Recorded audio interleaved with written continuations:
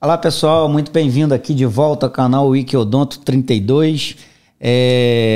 Já tem um outro episódio aqui com o Dr. Alexandre Teixeira, reabilitador oral de mão cheia, e a gente está falando aqui de uma maneira geral, né, sobre casos onde você precisa fazer uma abordagem de restabelecer dimensão vertical, né, Sim. Alexandre? Um bate-papo aqui que a gente teve muito agradável e... Tá se estendendo, né? Pois é, cara, assim, mas é porque é coisa boa, né? Sim. Coisa boa e difícil, né? Assim, entender conceitos. E a gente estendeu aqui para um segundo podcast. Você que está chegando agora, faço questão que vocês comentem aqui. Se tiver algo aqui que fique alguma lacuna, saiba que no outro podcast a gente já abordou a parte conceitual, de oclusão e outros detalhes. É uma oportunidade de você ir lá assistir. Se você já tem conhecimento a respeito, já milita na área de reabilitação oral, talvez esse caso aqui que a gente ficou de mostrar agora, né, Alexandre? Um caso Sim. que aparentemente parece ser um caso simples, mas que na verdade não é tão simples assim. Então, mas se você já está familiarizado com conceitos de reabilitação oral, talvez esse vídeo aqui seja interessante para você. E se faltar alguma informação, vai lá no outro vídeo lá, no nosso outro podcast e dá uma recapitulada lá que também tem bastante coisa interessante. Então, Alexandre, microfone aberto para você. Obrigado mais uma vez de continuar aqui com a gente nesse bate-papo que está bastante agradável e vamos que vamos. Vamos lá, Sandro. Vamos lá. Obrigado aí mais uma vez. Vamos seguir, né? Vamos seguir. A gente... Bate-papo bom, cara, ele não tem limite. Sim, vamos pro esse segundo caso. O primeiro caso, eu falei de uma reabilitação mais convencional, em que eu resolvi... Isso, faz um breve apanhado aí do que a gente abordou lá no outro, até para, de repente, alguém que está nos assistindo aqui, dentista... Para pegar o caminho, né? Isso, exato. Então, assim, eu estou mostrando 2 casos de reabilitação oral em que nós tivemos que mudar o posicionamento mandibular, então trabalhar com RC e alterar a posição, alterar a dimensão vertical desses pacientes. E um caso que chamou a atenção, em que a gente fez uma abordagem mais tradicional. Certo. Que foi o paciente recebeu coroas totais em todos os dentes. E a nossa fase de transição entre planejamento e a resolução final do caso, a fase temporária, ela foi testada às custas de provisórios de coroas totais feitos com resina acrílica prensada, que é o que costumeiramente é algo muito mais comum do reabilitador trabalhar. Mais convencional. Mais convencional. Então, isso traz uma série de facilidades. Certo. De como a gente tem coroas totais e preparos com retenção mecânica, essa fase temporária nós conseguimos administrar melhor essas provisórias. Então Perfeito. Tem muito mistério para a gente administrar essa parte. O que tem de diferente para cá agora? O problema vem, na verdade, assim, é um problema nosso, né? O paciente ele não enxerga isso. Sim. Na verdade, com os pacientes dentados, os pacientes têm se apresentado de forma bastante comum também no nosso consultório hoje em dia. Pacientes novos, com desgastes dos seus dentes, que se costuma chamar de um envelhecimento mais precoce dos dentes. Você chama novos pacientes entre 25 e 35 anos, de repente, ou 40 anos aí por aí? Sim, eu considero pacientes que normalmente estão precisando de uma abordagem de tratamento complexa, né? Ainda numa fase que não era muito comum. Uma fase que não era muito comum, né? E é isso que a gente vai mostrar nesse caso aqui? Sim, então eu tô falando aí de pacientes que de 20 a 50 anos, vamos dizer assim. Sim. Né? Paciente de 20, 40, 50, até uns 50 anos mais ou menos, em que a gente tem visto uma deterioração dos dentes de forma bastante acentuada de uma abordagem que a gente via num paciente acima de 60, 65 anos, né? Exatamente.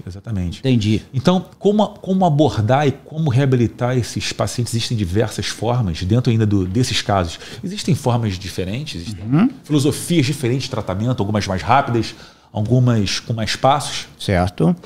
Eu vou estar aqui dividindo com quem está nos assistindo uma abordagem que é lógica, não foi eu que criei, mas é a abordagem que eu considero a mais pertinente, a abordagem mais segura, certo. A abordagem que eu me enquadro e que eu prefiro trabalhar. E que você está colocando em prática e se sentindo bem de executar dessa maneira. Seguindo tudo aquilo que eu acredito. Certo. Né? Lógico, incorporando algumas técnicas, incorporando alguns recursos. O seu know-how. Alguns recursos digitais, alguns recursos lógico, da nossa evolução como profissional.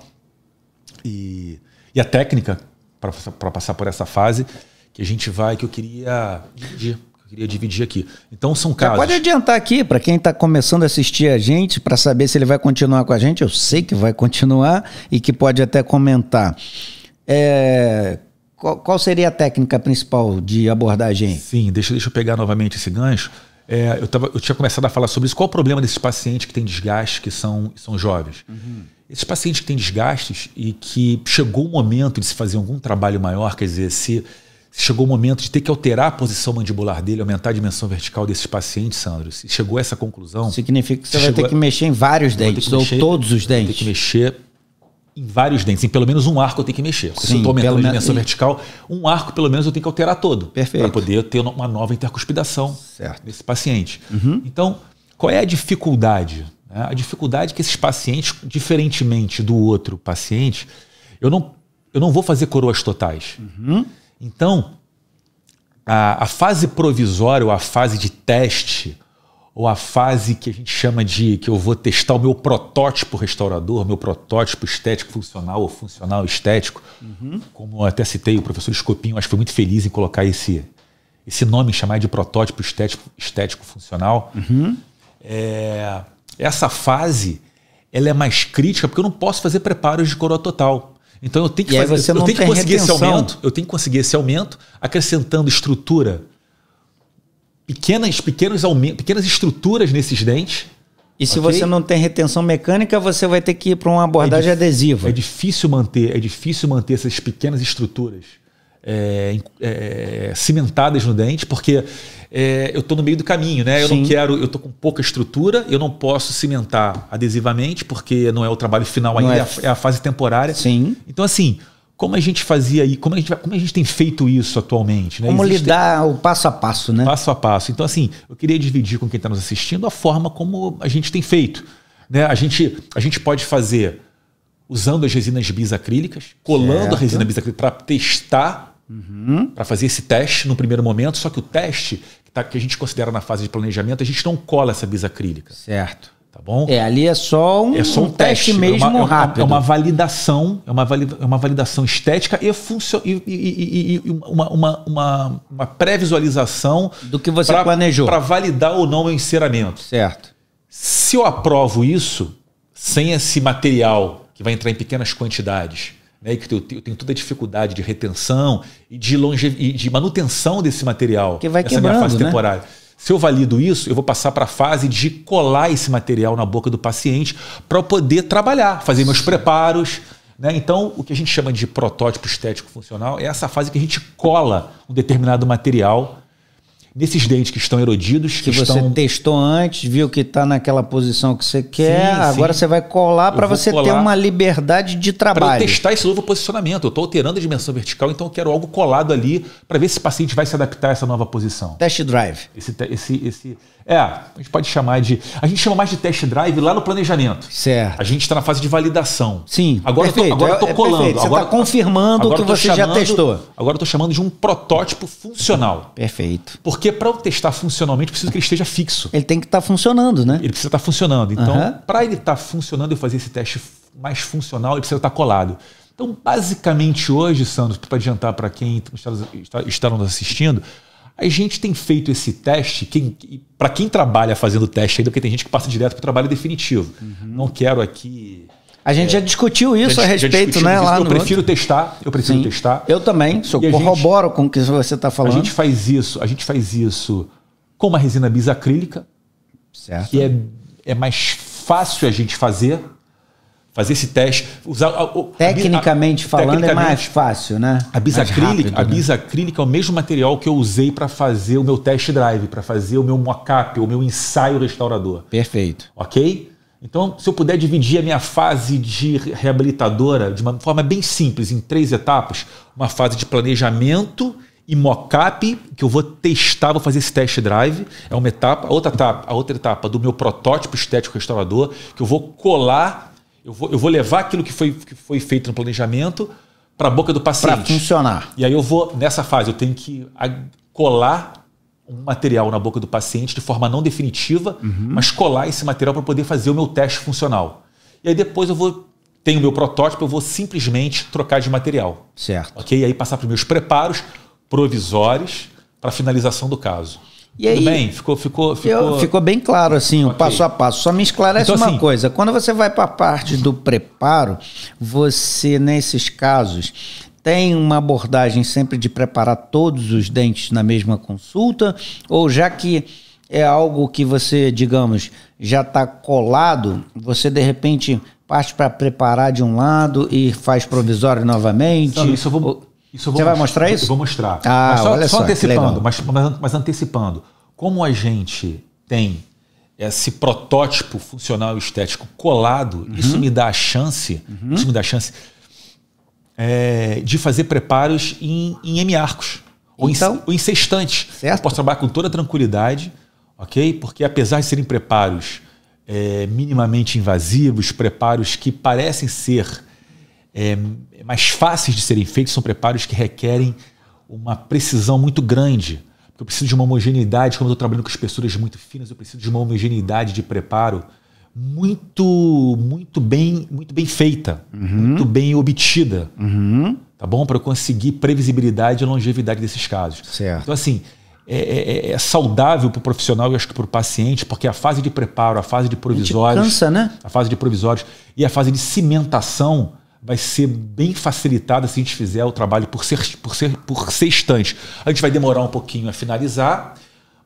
Mas assim, a gente tem um controle, a gente tem um controle maior do trabalho. Agora, isso não impede de você, do profissional, eu vou fazer todo o segmento posterior e inferior primeiro. Eu vou começar pelo meu segmento anterior, fazendo cerâmica ou resina, e vou fazer meu segmento posterior com cerâmica ou com resina também. Não vou entrar na discussão de material aqui também. Sim. Eu quero falar mais do conceito. Certo. Tá? Da estabilização, essa fase 2, vamos dizer assim, da reabilitação, a fase do protótipo funcional estético. Certo. Como a gente pode abordar. Então a gente usa, como é que a gente tem feito isso? A gente usa a bisacrílica, o material que tem sido usado para o test drive, para o mock-up, na fase de planejamento. Ele pode ser usado na fase de protótipo estético, funcional estético, mas ele é mais frágil.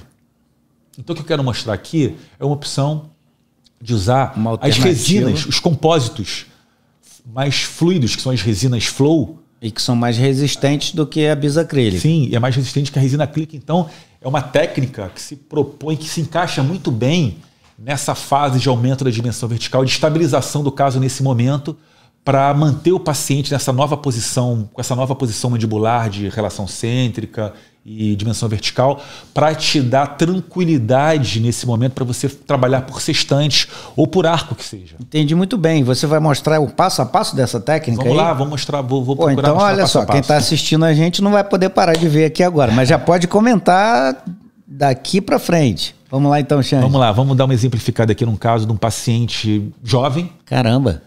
Ok? Que dá para ver numa visão frontal que ele tinha desgastes no bordo incisal. Ele tem um padrão de parafunção, mas ele não tem só bruxismo. Ele tem também, dá para ver que ele tem outros fatores, provavelmente outros fatores etiológicos aí responsáveis por esse desgaste. E ele realmente tinha. Então todo o processo diagnóstico foi feito, isso é importante falar. A gente comentou já da outra vez. A gente debateu bastante sobre isso, na importância do diagnóstico. Fundamental. Para a gente tratar, a gente precisa de diagnóstico. Então esse paciente, ele faz parafunção, ele tem parafunção. Certo. Então eu já tenho que pensar que lá na frente eu vou ter que cuidar dessa parafunção. Sim.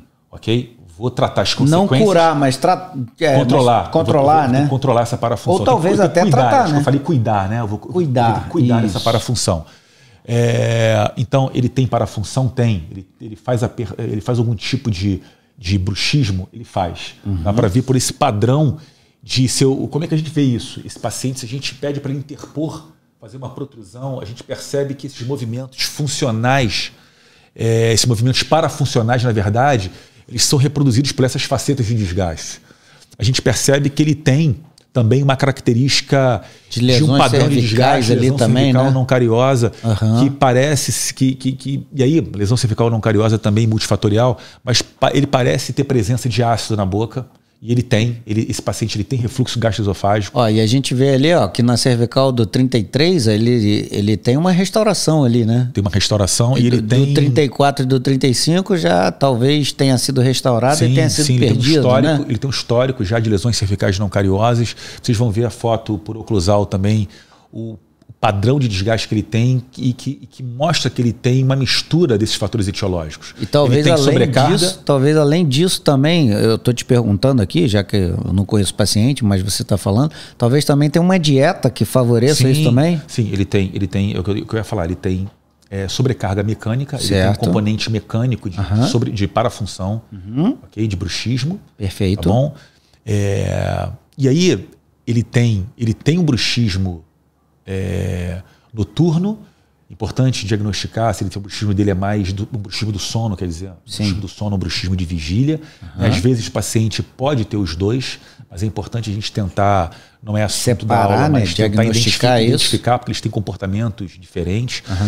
Mas esse paciente ele tem refluxo gastroesofágico, quer dizer, ele tem uma questão endógena, né? Ele tem uma presença ácida por razões endógenas, pelo refluxo gastroesofágico, que ele tem também a presença de ácido de forma exógena, que a gente chama que é pela dieta. Então ele tem um consumo de bebidas. Ou seja, tem de tudo para estar nessa condição. Sim, é um paciente que toma energético, né? Então que é muito ácido.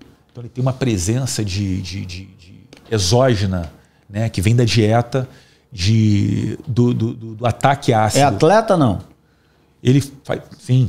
É atleta, tem uma vida ativa, tem... Para você que é atleta e não conhece essa parte e que consome muito energético... Bebidas esportivas. Bebidas esportivas, tipo, vou falar aqui o Gatorade, que é mais comum, mas existem várias outras semelhantes. Essas... Shot de limão, às vezes shot de limão de manhã e vai escovar o dente logo depois. Exato, e aí também tem dietas, né, nutricionistas em relação a isso, mas que... pode desencadear em problemas dentários, né? Vamos lá, estamos cuidando da questão do corpo em si em relação à obesidade, que é algo que precisa. É algo importante, sim, mas é bom equilibrar. É bom que esteja, exato, é bom que esteja isso tudo dentro de um contexto, né? É bom equilibrar, porque traz esse desafio ácido que é imposto pelo refluxo gastroesofágico e pela dieta.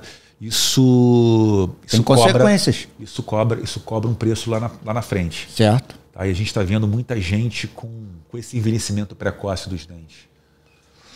Então, com esse paciente não era diferente. Então, tudo isso foi diagnosticado, ele foi encaminhado para o gastro, para ele cuidar dessa parte, e ele foi orientado sobre todos os outros fatores que possivelmente estavam corroborando para a perpetuação e para a evolução desse desgaste dentário. Ele já foi comentado a partir da necessidade.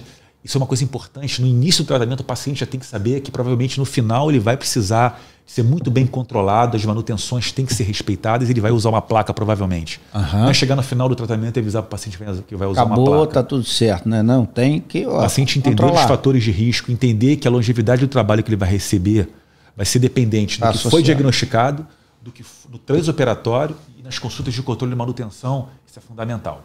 Ele saber no início, não falar no final, que agora ele tem que fazer uma limpezinha ou fazer uma manutenção. Até porque, né, limpezinha, né? Tem dentista... Eu falei de propósito isso. Sim, eu sei que você falou, porque tem paciente que fala, não, doutor, mas eu vim só fazer uma limpezinha. Poxa, como assim? Limpezinha você deveria fazer todos os dias, escovando dente, né? Limpezinha diária. Pois é diária, né? O paciente vai fazer no dentista uma consulta. Uma consulta. Uma consulta que vai estar incluída, que em alguns momentos, na maioria das vezes vai estar incluído uma profilaxia, né? Para reduzir carga bacteriana, enfim. Perfeito.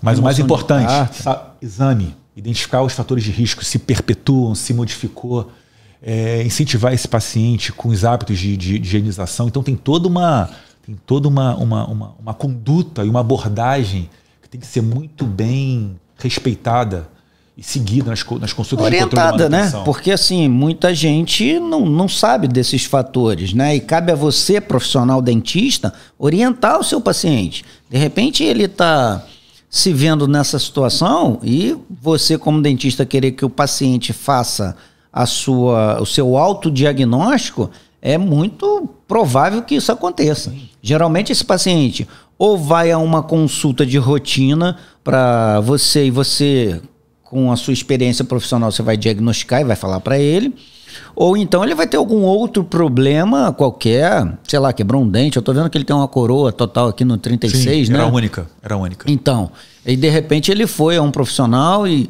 que estava preparado conceitualmente para dizer para ele que, olha, a sua condição vai piorar e a gente precisa tratar, a gente precisa controlar. Ou muitas vezes ele frequenta um profissional que não está com esse olhar e a situação dele vai se agravando de maneira severa e rápida, já que a gente está falando de um paciente jovem, até o ponto que ele de repente começa a ter queixas, muitas vezes estéticas, né, Alexandre? Sim.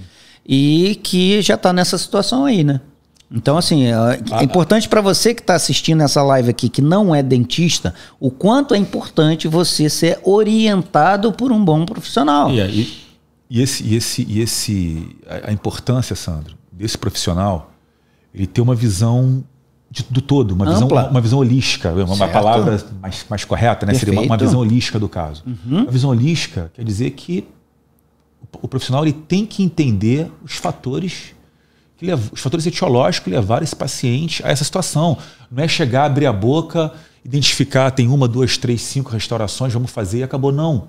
Porque a gente só está cuidando das consequências, da história odontológica. Está enxugando gelo. Desse paciente. Está enxugando gelo. E assim, o papel nosso como profissional é muito maior do que esse. Esse paciente ele tem que ser orientado, esse paciente tem que ser bem cuidado, sim, restauradoramente. Eu falo o seguinte, assim, nada tem que ser minimizado. Tem pessoas assim, claro, que eu acho que às vezes é uma briga que não tem sentido na odontologia. Esse paciente, esse colega é muito bom só tecnicamente. O ideal, o melhor dos mundos é o profissional juntar, né? Juntar tudo isso. Certo. E isso é uma característica da formação do reabilitador oral, sim, né? A gente está bastante acostumado a buscar auxílio de outras especialidades, né? Então, assim, o Wikiodonto, na verdade, é um canal que eu criei com esse propósito. Não de falar de algo específico, mas sim de agregar especialidades, cada um falando sobre alguma coisa e agregando para a gente chegar em situações que aparentemente são simples, mas que na verdade não são. Sim. Muitas vezes são complexas e você precisa de um tratamento multidisciplinar a partir de um diagnóstico de uma maneira, de uma holística mais ampla e que você possa orientar, intervir ou não você mesmo como profissional tratar, mas assim, chamar alguém ou encaminhar o paciente para alguém que possa tratar aquilo ali, né? Perfeito. Então assim, diagnóstico bem feito e se o caso precisa ser restaurado, que seja bem restaurado. Se restaurar é preciso, que seja bem feito. Que seja restaurado com Isso eu nem cogito, né? Assim poxa, isso é básico, né? Sim, se você se propõe a fazer, tem que fazer bem feito, né? Sim, mas realmente não é isso que acontece. Restaurar é preciso que muitas vezes, né? Você corra atrás de todos os recursos para restaurar bem, para fazer a restauração de forma o mais perfeita possível, que imitar Papai do Céu não é fácil. Não é. Mesmo. Fazer uma odontologia séria, né? Não é? Fazer uma odontologia séria e fazer uma boa restauração não é fácil. Não é fácil. E quanto mais complexo o caso, mais difícil.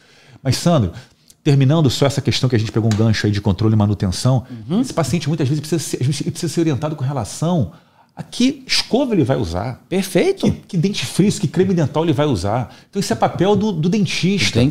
Né? A gente tem colegas aí falando muito sobre manutenção, né? A professora Maria Luísa, né?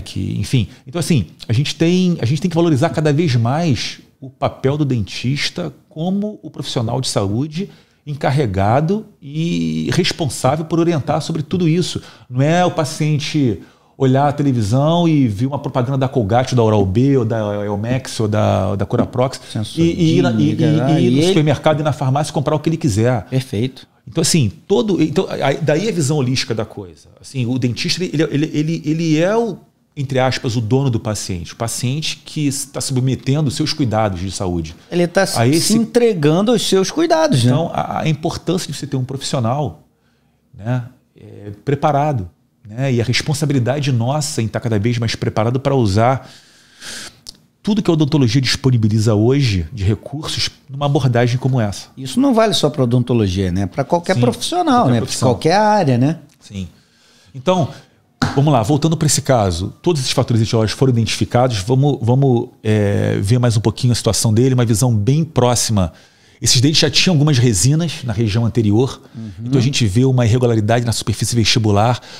Ele queria melhorar isso, ele tinha uma queixa estética assim, mas acredita que esse paciente, num primeiro momento, não tinha queixa da altura dos dentes, da proporção dos dentes. Porque muitas vezes ele não é capaz de diagnosticar isso. É aquilo que eu falei. Ele achava que a altura dos dentes estava adequada. Boa. Ele não enxergava o que ele já perdeu.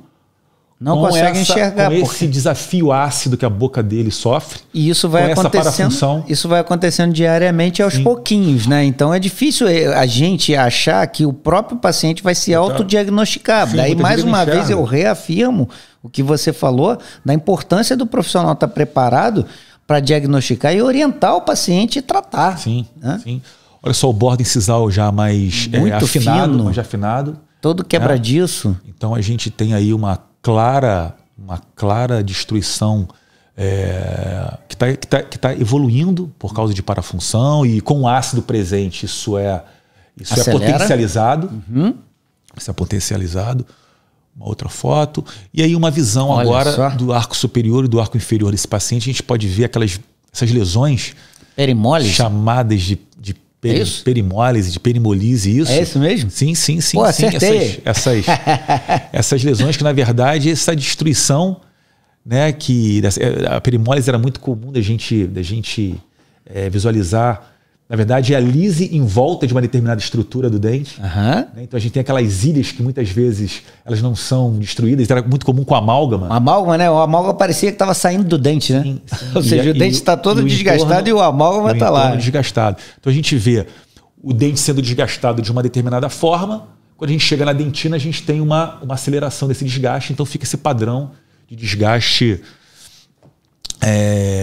irregular da superfície oclusal dos dentes. E isso daí, assim, para quem não é dentista, mais uma vez, né? O esmalte é a camada externa do dente, né? Ela é muito mais dura, é muito mais difícil de desgastar. A dentina, que é a camada que vem logo abaixo, ela é uma estrutura mineralizada, mas muito menos mineralizada do que o esmalte, né, Alexandre? Sim. Então, pelo que você está falando, quando você coloca ácido em contato com os dois, o esmalte ele desgasta de maneira mais lenta do que a dentina. Então, uma vez chegando em dentina, a gente começa a ver essa imagem aí que você está mostrando aí, né? O socavamento, digamos assim, né? Sim. Porque a dentina ela desgasta mais rápido, né? O elemento dentário, Sandro, pode parecer uma coisa simples, mas ele tem uma estrutura, tem um comportamento que é fantástico. Pois é. A gente que é dentista, a gente é suspeito para falar isso. Não, e é engraçado. E admira e vê a presença de Deus, né, em todos os detalhes do nosso corpo humano e da natureza e da vida, enfim. Mas olha só, o esmalte ele foi feito para receber e para estar exposto na cavidade oral. Na cavidade bucal, na cavidade oral, e não a dentina. Não a dentina. Quando a gente tem um desgaste, quando o esmalte não sobrevive a todas essas intempéries, ou esse desafio que a boca é submetida ao longo da vida, é trauma, é a mastigação, e essa mastigação, se é mais desafiadora para alimentos mais duros, mais rígidos, mais crocantes, se tem mais ácido, enfim, o esmalte ele falha e ele desaparece. Você tem a dentina, que é uma substância também mineralizada, mais menos que o esmalte, mas que ela é importante para esse elemento dentário. Sim, essa integração, né? Ela tem a função de ser assim. Para dar essa resiliência, né? E para o dente poder funcionar como ele funciona. E é engraçado, então, assim... uma estrutura muito interessante. É engraçado, não sei se você já ouviu isso, assim, teve oportunidade de ouvir isso, com certeza já deve ter ouvido, de que, assim, a população leiga, né? De falar assim, ué, mas pô, é dentista, fulaninho é dentista, né? Não, fulaninho é dentista, cara. A complexidade que é, né, de cada especialidade, tanto é que existem várias especialidades, sim, né? E, mais uma vez, voltando aqui um pouquinho, por mais especialista que você seja em uma determinada área, cara, você precisa enxergar as outras necessidades. Não necessariamente você tratar, mas você tem que enxergar.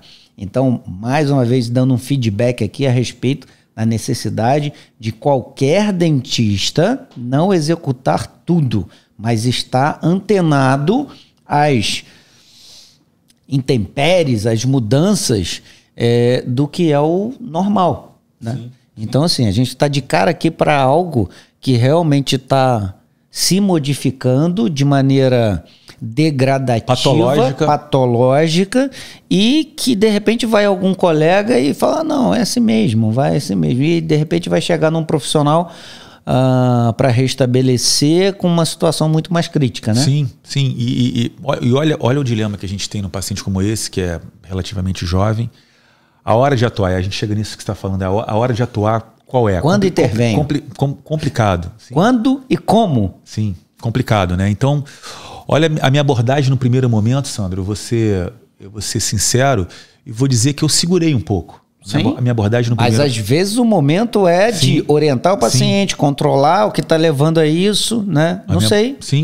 Muitas vezes acontece isso. Sim. Eu acho que também o paciente... Lógico, eu pensei como se fosse eu, né? Eu não sei se estaria preparado. E muitas vezes a gente se coloca na posição do paciente, sim, né? Eu não sei se estaria preparado nessa idade para receber uma informação que eu tenho que fazer minha boca inteira. Enfim, mas então no primeiro momento a gente tentou... Fazer a sua boca inteira, só para quem não entende, quando a gente da reabilitação fala fazer a boca inteira, significa restaurar todos os dentes. Restaurar todos os dentes, reabilitar. Então esse foi como ele se apresentou no primeiro momento para mim. E falando que... mostrando aqui o que eu acabei de falar, Sandra, no primeiro momento eu tentei ser o mais conservador possível, adotei uma posição conformativa, repetindo aqui o que eu falei nas outras, legal, no nosso outro bate-papo. Não, mas tem... Você não falou aqui?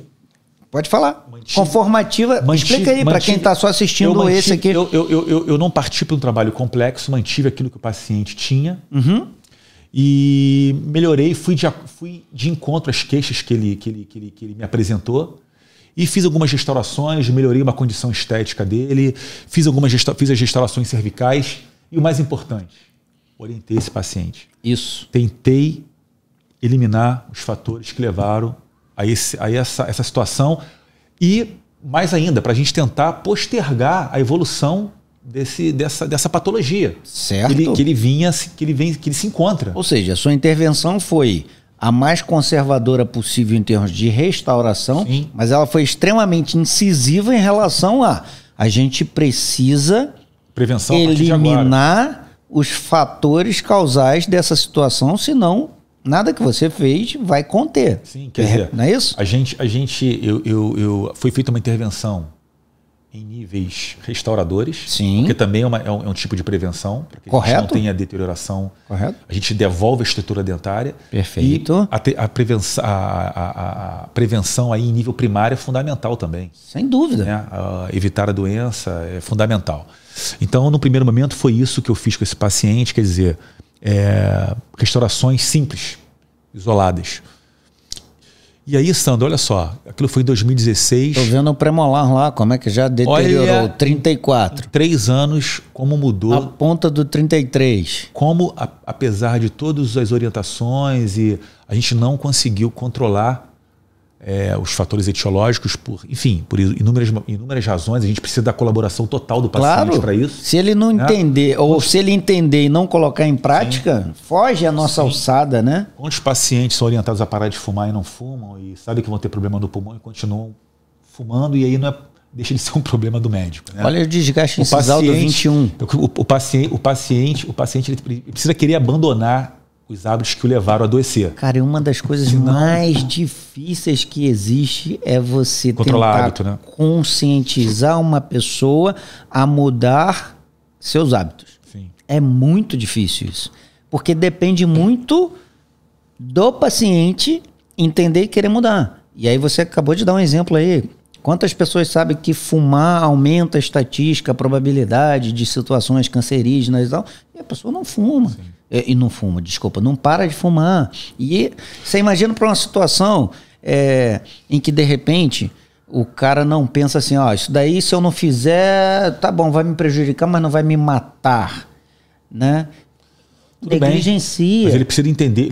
Mas aí negligencia. Então, essa é a grande dificuldade de você, profissional, colocar isso na cabeça do paciente. Você tem que exercer a sua função de orientar, de diagnosticar, de orientar, mas a gente precisa da ação colaborativa do paciente, né? Sim. Então, para você que não é dentista e está aqui nos assistindo, ouça o seu dentista.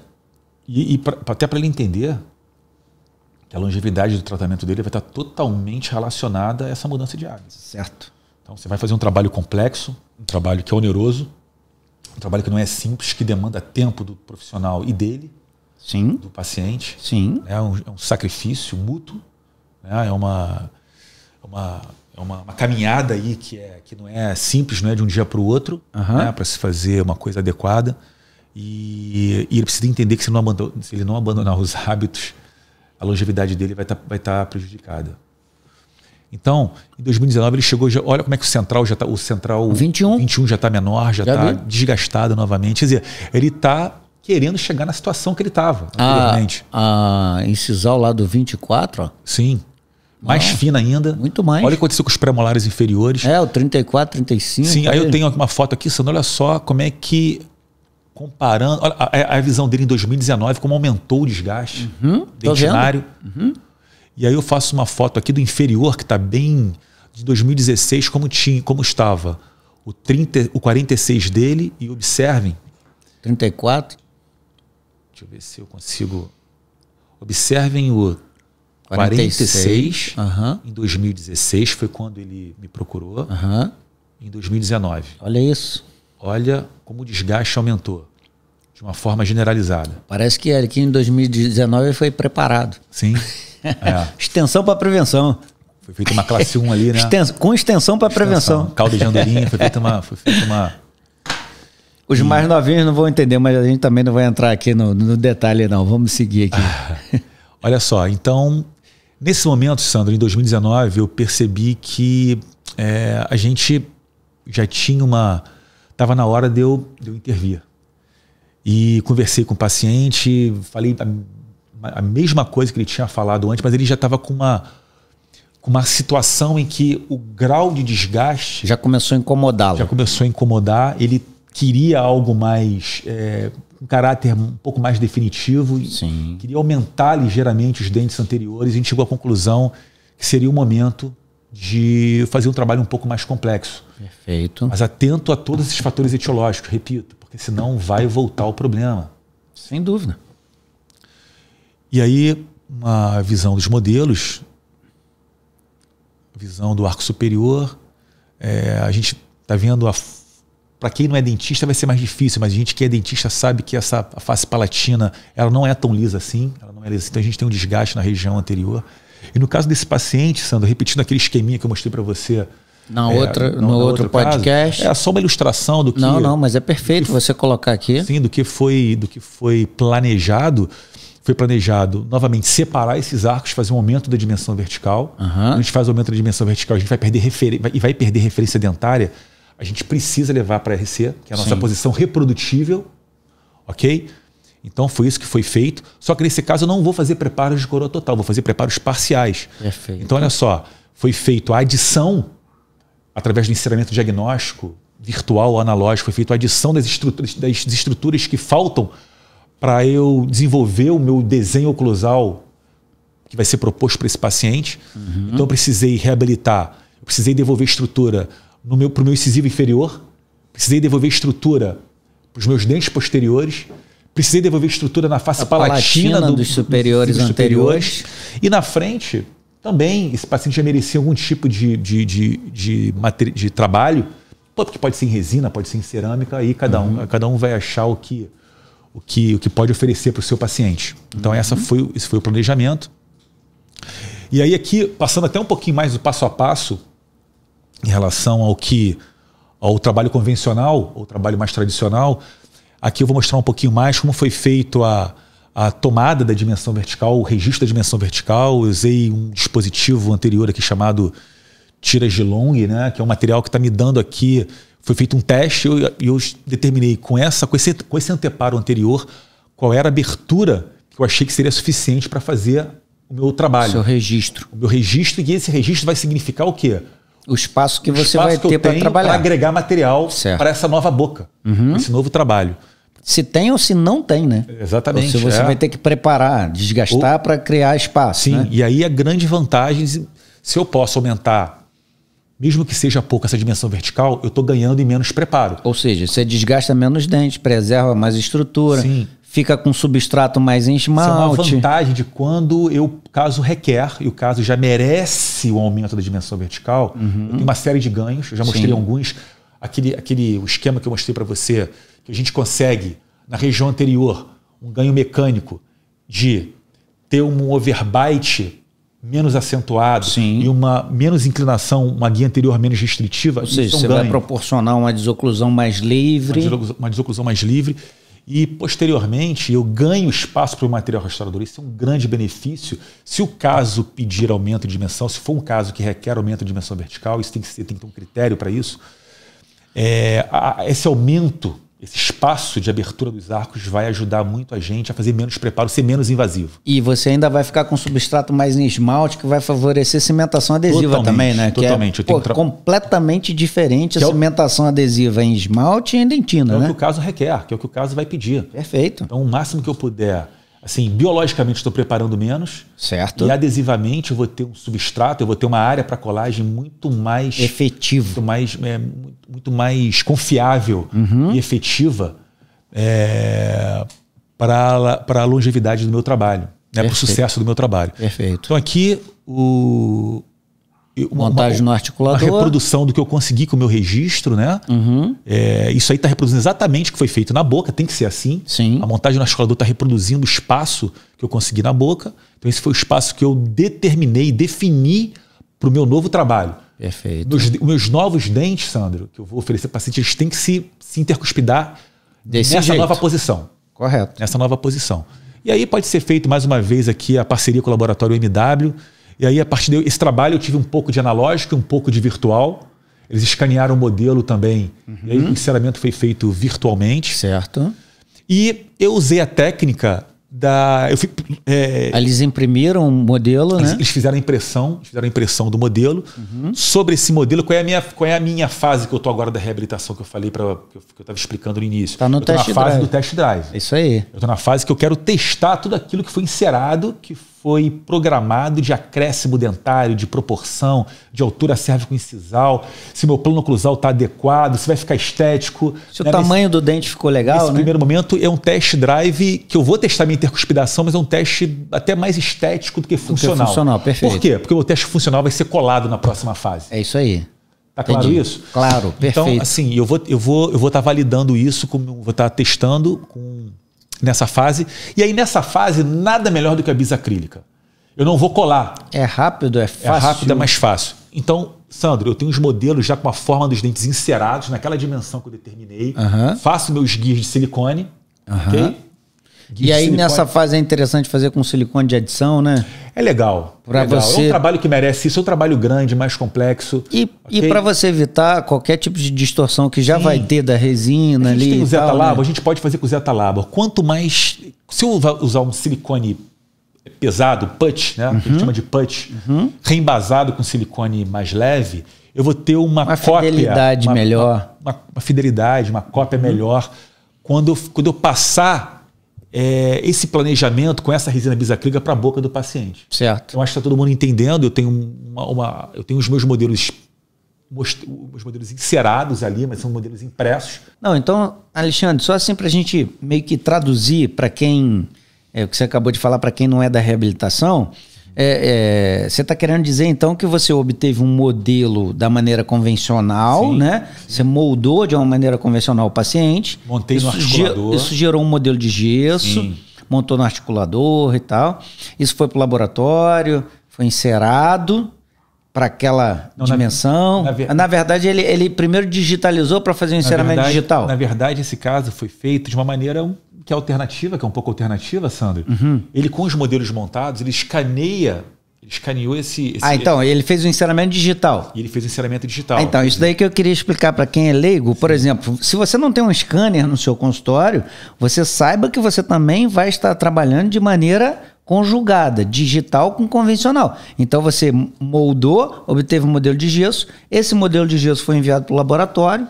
E a partir daí, o laboratório vai trabalhar de forma digital. O laboratório está trabalhando digital por quê? Porque ele tem um scanner de bancada que escaneou o modelo do paciente, transformou isso em virtual e aí ele vai montar no articulador de maneira virtual e vai fazer esse enceramento virtual. A partir disso, ele faz a impressão de um modelo em resina e essa impressão de um modelo é um modelo com a dimensão vertical, com a anatomia que foi planejada. Correto? Respeitando aquele meu registro que eu fiz, que eu mostrei lá atrás, com a nova posição mandibular. Legal. A posição de relação cêntrica determinada e a nova dimensão vertical. E todas as informações que você passou para o laboratório. Então agora você quer reproduzir isso que está no modelo na boca. Eu quero testar isso. Né? Agora eu quero testar isso. Isso. Aí como que você faz isso? Através daquela guia de silicone ali, né? Sim. Que você fez em cima do modelo que foi impresso.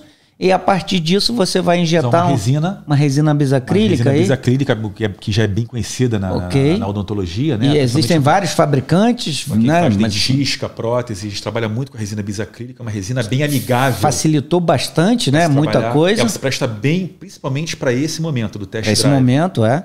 Então, e aí você levou para a boca por cima dos dentes do paciente. Você não fez ainda nenhum tipo de preparo, nada no paciente. Você só vai testar se o aumento que você propôs ele vai estar adequado, é isso? Sim. Se tudo aquilo que eu planejei vai estar adequado. Beleza, eu acho que traduziu aí. Se ficou alguma dúvida aí para você que não entendeu muito bem, bota aí no comentário o que não entendeu, que a gente responde depois. Sim, eu acho que, falando agora um pouco para os colegas que de repente estão mais acostumados a fazer mais a parte estética, de repente eles já visualizaram e já tiveram a experiência de trabalhar com esse tipo de situação, com esse tipo de mock-up, mas fazendo às vezes só de pré a pré, de canino a canino, em casos de laminados ou superiores ou inferiores. A gente pode fazer esse mock-up também aí, no caso de reabilitação, de boca inteira, que é o que eu estou mostrando aqui. Certo. É mais complexo, a gente está envolvendo os dentes posteriores, mas pode ser feito. Sim. O guia de silicone ele pega a boca inteira, né, e a gente vai fazer esse teste. E é o que a gente está vendo ali, do lado esquerdo, né? Ali, ó.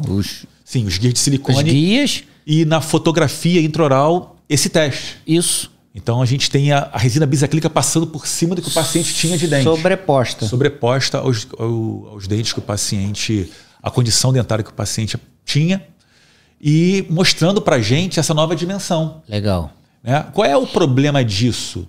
O problema é a gente poderia seguir daí muitas filosofias de tratamentos. O problema de seguir daí, se não está colada, isso vai soltar. Vai quebrar, vai soltar. Solta.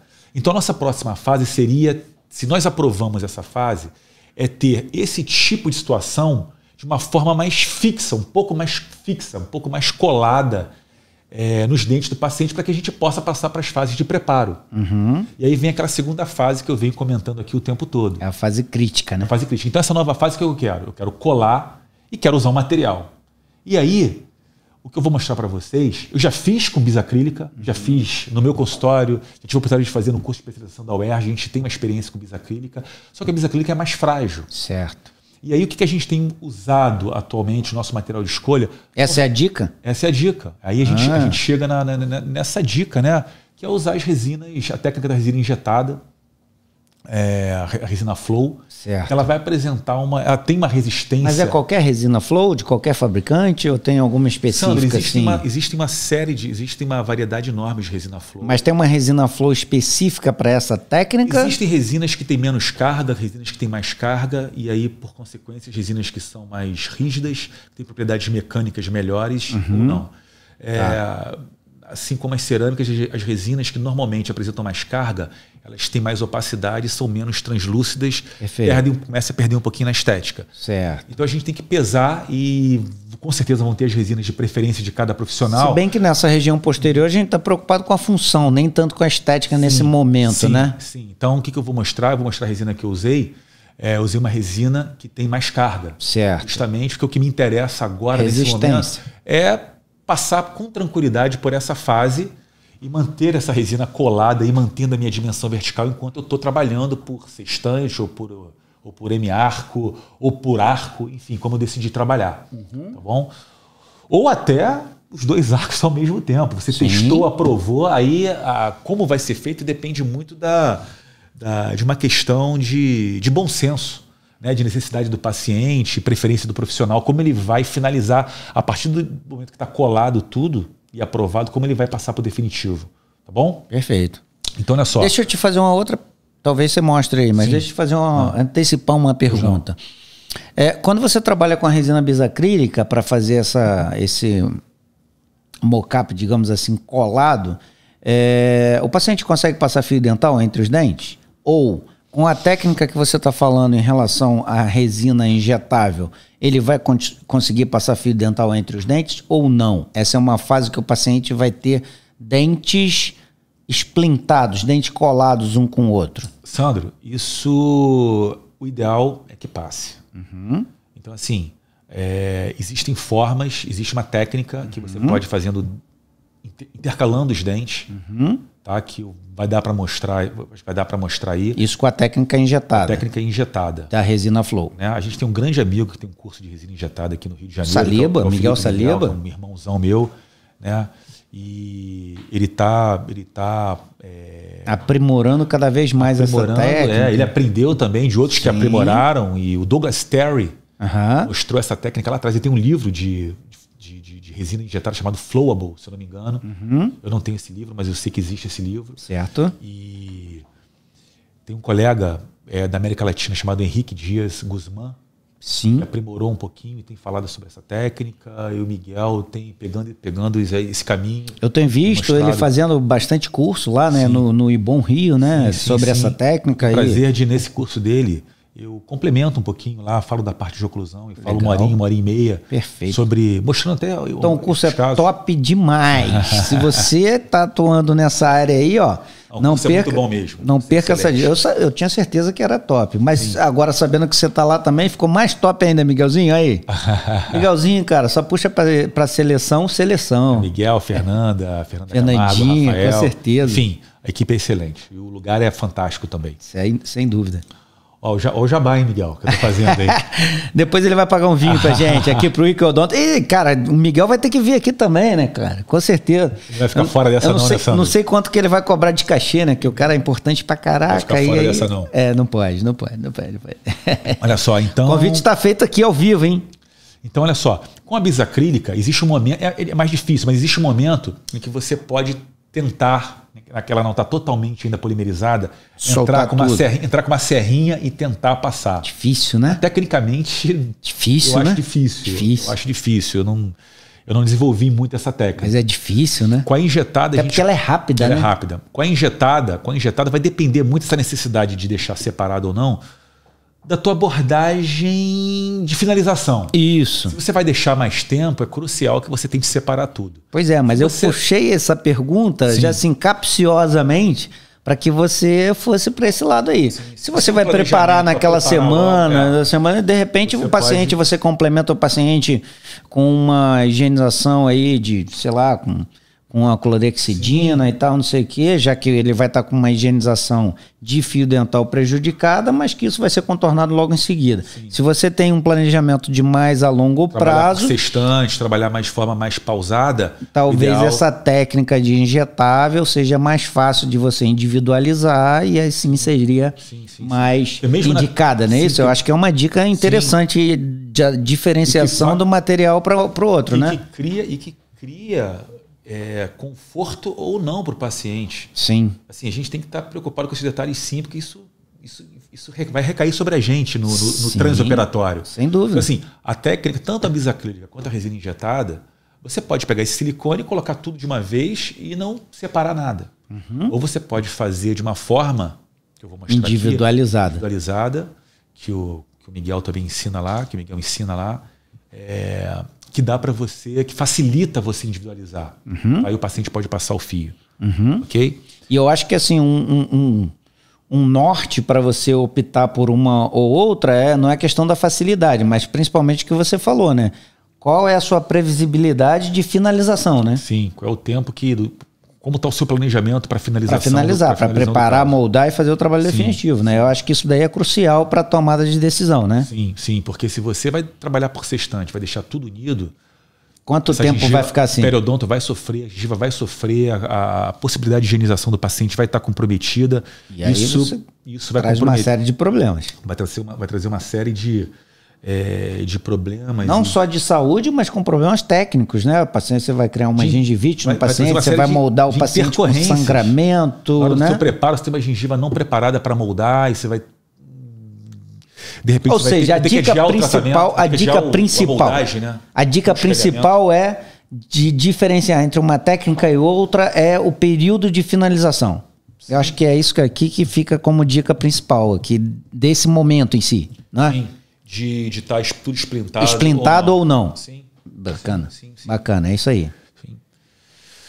Então aqui uma visão, Sandro, frontal aqui do meu test drive. Não tem nada colado aí. Certo. Tá? Tem só a sobreposição do material restaurador, no caso a bisacrílica, né, para o meu test drive, para uma avaliação da minha estética, qual vai ser minha estética futura. Tamanho de dente, proporção, com esse planejamento, com esse desenho restaurador, com esse desenho estético, com essa proporção ou não. Certo. Se eu querer alguma alteração. E aí sim, eu aprovando isso, eu vou partir para a fase 2 do meu planejamento, que é procurar colar esse meu material restaurador na boca do meu paciente para que eu possa fazer o meu teste agora funcional, ok? Para fazer o que eu chamei que o professor Scopin chama de teste de protótipo. Funcional estético funcional. Enfim, então eu estou arrumando uma maneira de passar o material agora colado. Que eu falei para você, que a gente poderia passar com bisacrílica, só que ela é menos resistente. Ok? O tempo também vai influenciar nisso. Talvez a bisacrílica funcione bem num tempo menor. Mas se você vai trabalhar por sextantes, ou vai ficar com aquele... Ou você vai... O paciente vai viajar, você quer reabilitar aquele paciente, ou o paciente não quer comprar a ideia de fazer um trabalho em caráter mais definitivo. Você pode, de repente, passar por uma fase temporária um pouco mais duradoura com uma resina com mais carga, com mais resistência. Sim, é uma restauração temporária de mais longo prazo. Mais longo prazo. Então, para a gente usar a técnica de resina injetada, a gente tem que passar por umas fases. A gente tem que criar um guia. E aí eu estou vendo silicone, aqui o passo a passo, eu acho muito interessante, se você pudesse explicar aí. Sim, eu vou tentar passar aqui para quem está nos ouvindo. A gente precisa também de um guia de silicone, precisa de uma matriz de silicone. Certo. Só que agora essa matriz precisa ser transparente. Ok? Porque a resina bisacrílica, a resina bisacrílica ela é autopolimerizável. Então, com aquela pistola com a resina bisacrílica, eu levo a misturadora do silicone, né? Levo um pouco do paciente, ele vai autopolimerizar. Perfeito. Okay? Com a resina injetada, com as resinas flow, eu preciso polimerizar. Então, eu preciso de uma matriz que ainda esteja bem fiel e reproduzindo todo aquele meu modelo, que significa o enceramento virtual ou analógico do meu paciente. Ok? Mas ele precisa ser transparente. Certo, ser transparente porque ele tem que permitir a passagem da luz através dele, que o silicone não faz. Sim, do nosso. É um silicone também. Sim, não, mas estou dizendo silicone não transparente. Não faz. Isso. Então a gente tem diversas marcas de silicone transparente também, uns mais translúcidos, outros menos translúcidos. E ali eu estou vendo na primeira foto lá, você tem o que eu tô fazendo. Silicone não transparente, copiando a morfologia do dente. Sim, não, na verdade que eu estou criando, deixa eu explicar para a galera que está nos assistindo, para os colegas e para os leigos também, para eles entenderem a complexidade do processo. Isso. O que eu estou fazendo na minha primeira figura à esquerda, na primeira foto à esquerda superior, eu estou criando uma moldeira individual. Então eu vou criar uma moldeira individual em acetato. A gente tá para estar disponível no mercado moldeiras de acrílico transparente. Certo. Ok? Porque é interessante que eu tenha uma moldeira transparente. Que aí você só vai botar o silicone transparente, eu ver a posição que esse meu silicone está ocupando no meu arco. Perfeito. É muito importante nessa técnica, Sandro, eu ter uma equidistância, uma espessura adequada para eu poder injetar a resina. Certo. Se eu tenho muita espessura, isso dificulta a técnica da resina injetada. Dificulta a polimerização. Então tem uma série de dicas que é importante, por isso existe um curso. O curso está aí para... Então se você que milita aí nessa área de reabilitação e está achando essa técnica interessante, como eu sempre falo, é importante você se qualificar. Sim. Fazer um curso que vá te dar esse retorno de chegar ao resultado almejado de uma maneira mais fácil. Mais aprimorada. Não dá para fazer de maneira empírica, acelerada, né? Ele vai adiantar vai diminuir essa curva de aprendizado. Perfeito. Então, assim, o que eu estou querendo na primeira fotografia, eu fiz um alívio com silicone Zeta Labor. Certo. Ok? Porque depois, sobre o meu modelo impresso e esse alívio com silicone Zeta Labor, aí sim eu vou levar para aquela minha máquina de vácuo para fazer o meu vácuo press, eu fazer uma moldeira de acetato. De acetato sobre essa de silicone. Sim. Ou seja... Então, olha só, na foto, tem a segunda foto, eu tenho o meu acetato sobre o meu silicone, o meu Zeta Labor já cortado. Usa aí seu apontador. E eu tô vendo, vamos lá. Deixa eu ver se funciona aqui, vamos lá. Funciona, pô. Aí. Aqui, mas ele não... Aqui, ó. Olha para onde eu estou apontando aqui, ó, no computador. Olha só, então a primeira foto que eu mostrei aqui, o meu alívio de Zeta Labor. Aqui já cortado, já tirei do modelo. E aqui eu tenho o Zeta Labor, né, que estava sobreposto ao modelo. Você soltou um do outro, um de dentro do outro. E em cima é minha moldeirinha de acetato. Isso. Aqui eu estou provando numa outra foto. Estou provando sobre o modelo, acetato, né? Sobre o modelo. Então eu quero mostrar para vocês que aqui o meu laboratório ele fez tanto o enceramento virtual quanto o enceramento analógico. Certo. Tá? Eles quiseram dessa forma, fizeram dessa forma. Não é obrigatório, mas eles fizeram as duas formas. E eu resolvi fazer... Isso significa que você poderia fazer isso em cima do modelo impresso. Sim. Olha só, Sandro, olha que coisa interessante. Eu fiz a minha moldeira no modelo impresso. Mas agora, na hora de aplicar o silicone... Você foi na fidelidade lá da cera. Apliquei na cera. Então, como eu tinha os dois modelos, foi só uma questão técnica aqui. Certo. Tá bom? Então, aqui eu estou provando a minha moldeira de acetato. E aqui eu vou estou usando o silicone da GC, Hexaclear, que é o silicone que a gente tem no mercado, que a gente na verdade não tem no mercado. Aqui eu não tenho problema de falar de ninguém, porque eu não sou patrocinado por ninguém. Não tem mercado brasileiro, não tem no mercado brasileiro. Eu tive que obter isso aqui fora. Mas agora já tem, não tem? Não, tem silicone transparente, mas não tem o Hexaclear ainda. Aqui. Sim, não, tô falando silicone transparente. Tem da Ivoclar, tem da Voco, tem sim. Tá, então significa que você que está assistindo aqui, você tem condições de aplicar essa técnica amanhã, se você quiser. Basta comprar o material. Inclusive, nesse caso, eu usei dois tipos de silicone. Eu usei um da GC, que é o Hexaclear, e usei da Ivoclar também um outro. Tá? Então, olha só. Então aqui eu vou aplicar a resina esse silicone transparente dentro da minha moldeira, tá? E aí você levou sobre o modelo. E aí é interessante que eu leve numa panela de pressão, tá bom? Que dê uma certa pressão para que eu tenha o silicone bem justaposto e que aumente a rigidez desse silicone. Perfeito. Aqui eu estou removendo, olha só, foi feito sobre o modelo encerado. Estou removendo da minha panelinha com água aqui, tem água e tem pressão de ar, tá bom? E aqui eu tenho, já removido do modelo, eu tenho meu silicone transparente. Perfeito. Tá? Então eu vou usar esse silicone transparente para injetar resina. Eu vou fazer perfurações. E aí qual o critério para você fazer essas perfurações? Você acha que é interessante injetar pela vestibular, pela oclusal, pela platina? Você tem alguma preferência a respeito disso? Uma vez obtido silicone, como a gente vai fazer essa injeção? Nos molares. Tá? Se é uma reabilitação total... Se a gente vai pensar, né? Seria ideal que se injetasse bem no centro do dente, né? Na oclusal. Eu tenho como direcionar a seringa Flow, ela tem uma pontinha metálica. Isso. Okay? Então tem uma forma correta de perfurar, para você não estar atento, para não estar obliteração daquela perfuração de silicone. Você injeta na oclusal, porque a gente vai aumentar a dimensão, então vai ter material agregado na oclusal. Isso. E a gente desliza, e a gente vai deslizar para chegar na vestibular. Então vai depender muito do que o teu enceramento mostrou. Se é só no oclusal, você vai injetar só no oclusal. Se for vestibular e oclusal, você começa lá na vestibular e vem trazendo até ocupar o oclusal e depois você tira. Ótima dica. Tá? Ótima dica. Nos dentes anteriores. Se gostou, comente. Perfeito. Nos dentes anteriores, você vai ter perfuração também no meio do bordo incisal. Você vai injetar, vai começar lá na cervical e vai preenchendo aquela face vestibular até chegar na incisal. Isso para evitar de incorporar bolha, né? Sim. Então, quanto mais o silicone for transparente, melhor você visualiza. Isso não é fácil, gente. Não é fácil a técnica. Por isso, o passo a passo, o rigor das espessuras do silicone. Na hora de você estar injetando silicone, na hora que você tem uma moldeira transparente, é importante para você ver o que você está aproximando das superfícies incisais e da superfície oclusal. Quando tem uma camada muito espessa de silicone. Sim. Tem silicone que vocês vão ver um silicone que eu vou mostrar que é bem transparente, mas tem silicones no mercado que não são tão transparentes. São mais opacos. E aí quando você está injetando a resina, você não sabe se você já injetou, se não injetou. Dificulta a visualização e dificulta a fotopolimerização.